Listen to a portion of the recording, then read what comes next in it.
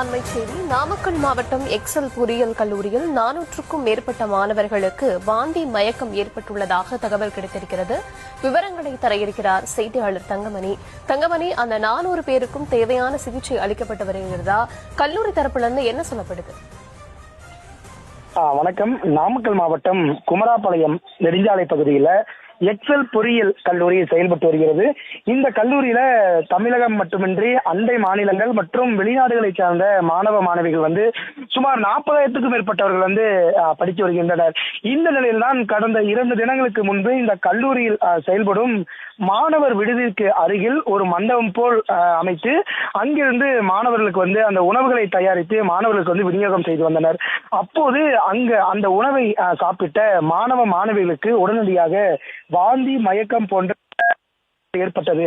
இதையடுத்து சில மாணவர்கள் உணவு பாதுகாப்புத்துறை அதிகாரிகளுக்கு தொலைபேசி வாயிலாக தொடர்பு கொண்டு புகார் அளித்த நிலையில் நேரடியாக கல்லூரிக்கு வந்த உணவு பாதுகாப்புத்துறை அதிகாரிகள் மற்றும் நாமக்கல் மாவட்டத்தை சார்ந்த சுகாதாரத்துறை அதிகாரிகள் ஆகியோர் ஆய்வுகளை மேற்கொண்டனர். அப்போதுதான் பல திடுக்கிடும் தகவல் என்பது இந்த கல்லூரியில கிடைத்திருக்கிறது. குறிப்பா ஒரு கல்லூரியில சமைக்க முடியாத அளவிற்கு அந்த கேண்டீன் ஒரு அடிப்படை வசதி கூட இல்லாமல் இருந்தது உணவு பாதுகாப்புத்துறை அதிகாரிகளுடைய ஆய்வில் கண்டுபிடிக்கப்பட்டது.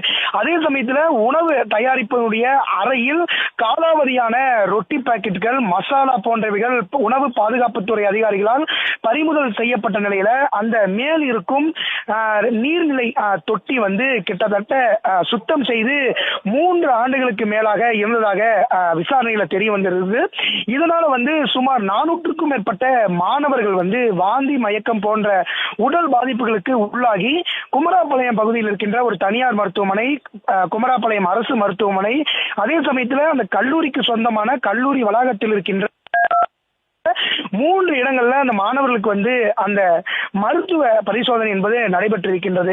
இந்த நிலையில்தான் இது சம்பந்தமாக நம்ம உணவு பாதுகாப்புத்துறை அதிகாரியிடம் கேட்ட பொழுது 400க்கும் மேற்பட்ட மாணவர்கள் பாதிக்கப்பட்டிருக்காங்க, 50க்கும் மேற்பட்ட மாணவர்களுக்கு தீவிர சிகிச்சை அளிக்கப்பட்டு இருக்கின்றது.